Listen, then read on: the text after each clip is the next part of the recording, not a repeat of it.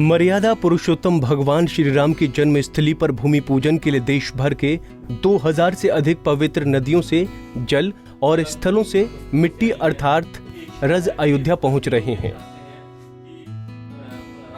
प्रधानमंत्री नरेंद्र मोदी 5 अगस्त को इन सभी मिट्टी और जल से वैदिक मंत्रोच्चारण के साथ भूमि पूजन करेंगे।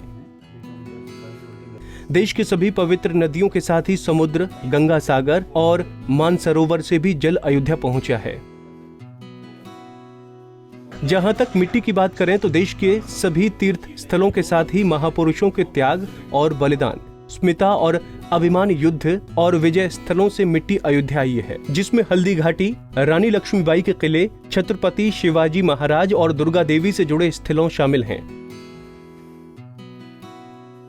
राम मंदिर निर्माण के लिए भूमि पूजन में उपयोग किए जाने वाले राज और जल के संयोजन में इस बात का विशेष ध्यान रखा गया है, क्योंकि राम मंदिर आंदोलन को समूचे देश में मिलजुल कर लड़ा, इसलिए जल और मिट्टी के रूप में संपूर्ण देश का समावेश भूमि पूजन में सुनिश्चित हो।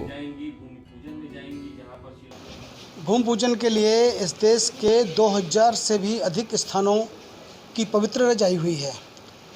देश की प्रत्येक नदी का जल, इसके अतिरिक्त समुद्र का जल, गंगा सागर का जल, मानसरोवर का जल, ये सब ऐसा आया हुआ है। और मुझे नहीं ध्यान में आता है कि शायद कोई देश का तीर्थ ऐसा रहा होगा जहाँ से जल इस कार्य के लिए ना आया हो। और हम लोगों ने प्रयत्न भी ये किया था कि चूँकि राम के आंदोलन से यह संपूर्ण देश जुड़ा रहा है, तो इस नाते से भी इस भूमि पूजन के समय भी संपूर्ण देश को किसी न किसी रूप में जुड़ना चाहिए। तो वो जोड़ने का हमने यह एक प्रकार सोचा कि प्रत्येक तीर्थ का और प्रत्येक स्थान का जहाँ व्यक्ति की श्रद्धा है उस स्थान की रज और वहाँ का जल यहाँ पर आना चाहिए। यह जो रज और जल आया हुआ है, हम लोग जानते हैं कि पूजन में जल की बड़ी आवश्यकता पड़ती है, तो पूजन उसी जल से होने वाला है। जो भी पूजन में जल का उपयोग होगा, ये जो हमने जल तीर्थों का मंगाया है, तीर्थों के जल से पूजन होने वाला है।